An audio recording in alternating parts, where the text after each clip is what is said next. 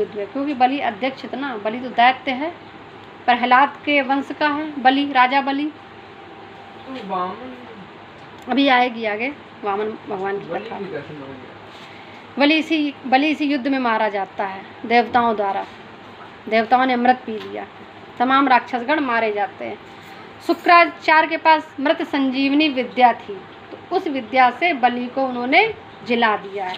अब कहते हैं कि चलो तुम अब यज्ञ करो चल करके, और यज्ञ से फिर से स्वर्ग प्राप्त करो चल के। फिर से स्वर्ग प्राप्त कराने के लिए यज्ञ करते हैं।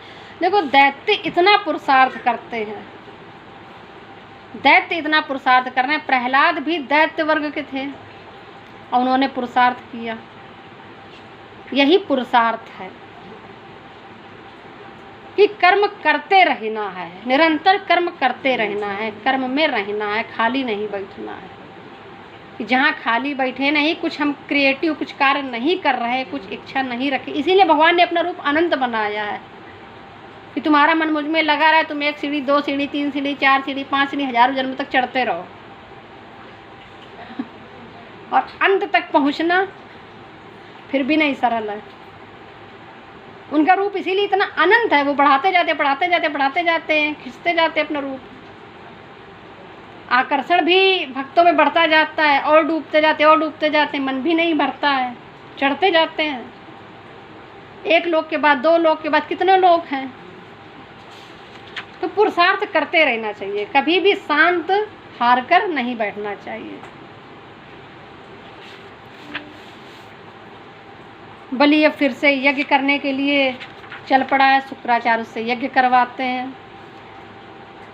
यज्ञ करवाते हुए संकल्प ले लिया है उसने कि हम 100 यज्ञ करेंगे। तो संकल्प हमारा इतना बड़ा होना चाहिए, इतना बड़ा होना चाहिए कि जीवन छोटा पड़ जाए, पुरोहितों की कमी पड़ जाए, साधनों की कमी पड़ जाए, लेकिन संकल्प जो है आपका ना कम पड़े। संकल्प बड़ा रखिए, विचार बड़ा रखिए, छोटा विचार नहीं। कि पुरोहित भी हार मानने लगे, भैया क्या कि हमारे पास समय नहीं बचा यज्ञ करवाने के लिए। उसने इतने यज्ञों का संकल्प ले लिया कि पुरोहित भी ढूंढे नहीं मिल रहे अब। तो संकल्प इतना बड़ा होना चाहिए। जप का लक्ष्य करना है तो 1000 2000 नहीं, लाखों करोड़ों में कीजिए कि समय भी कम पड़ जाए, जीवन भी छोटा पड़ जाए, कि भगवान को आना ही पड़ जाए, भगवान को मजबूर कर दे आने के लिए। इतना बड़ा संकल्प रखिए, छोटे संकल्प नहीं। बड़ा अनंत है ना वो, तो अनंत के लिए बड़े चीज को पाने के लिए बड़ी मेहनत तो करनी पड़ेगी ना।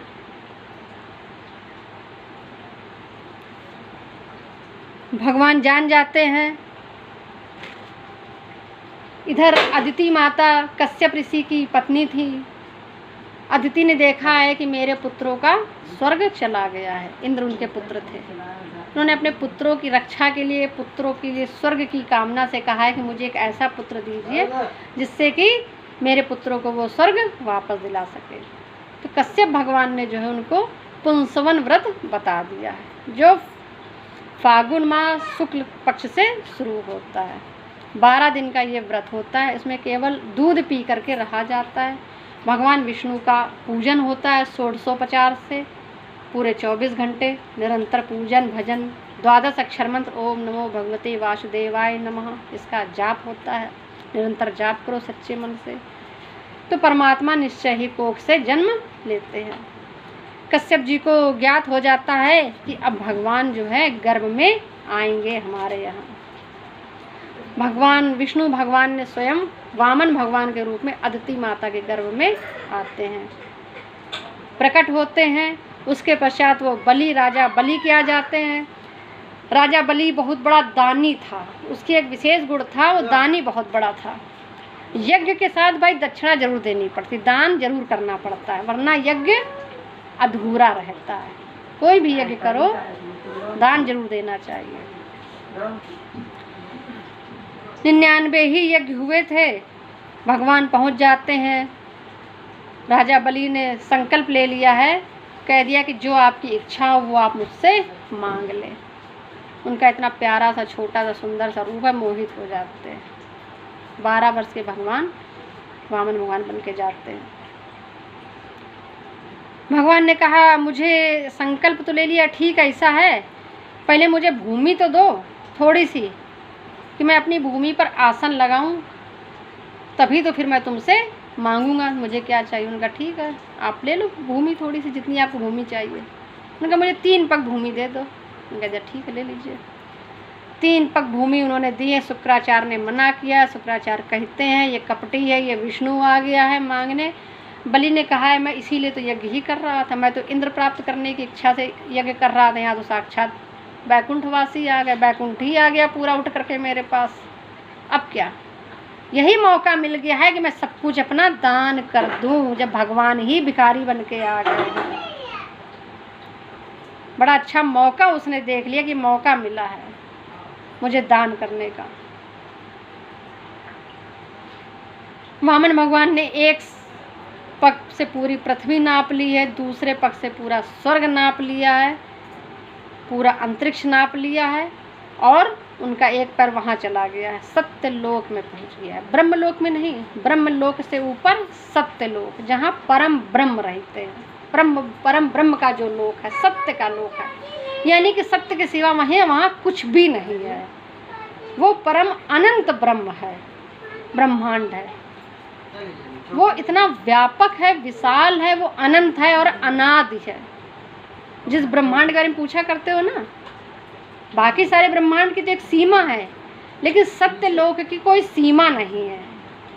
जहाँ के ईश सदगुरुदेव भगवान है, सत्य रूप है, सत्य नारायण उनका रूप है, उस लोक में पहुँच जाता है। जब उनका पैर ब्रह्मांड लोक से होकर जाता है, ब्रह्मा जी के लोक से हो जाता है, तो वहाँ छेद हो जाता है ब्रह्मांड कटाह नाम का। भगवान के अंगूठे से जल की धारा निकल पड़ती है। ब्रह्मा जी ने उस जल को ले लिया अपने कमंडल में, उसी से उनके चरण प्रक्षालन किए हैं और उस जल को चरणोदक के रूप में पिया है। इसीलिए कहा जाता है कि तेरा तुझको अर्पण, क्या लागे मेरा। तो उन्होंने अपने जल से भगवान के पैर नहीं धोए हैं, क्या ब्रह्मलोक में जल नहीं था? भगवान ने अपना जल दिया है, तब उस जल से ही पैर भगवान के उन्होंने धुले हैं। सत्यलोक तक पहुंच जाता है। फिर तीसरे पग के लिए कहते हैं कि अब बताओ मैं कहाँ पग रखूं, कहीं कोई जगह नहीं बची है।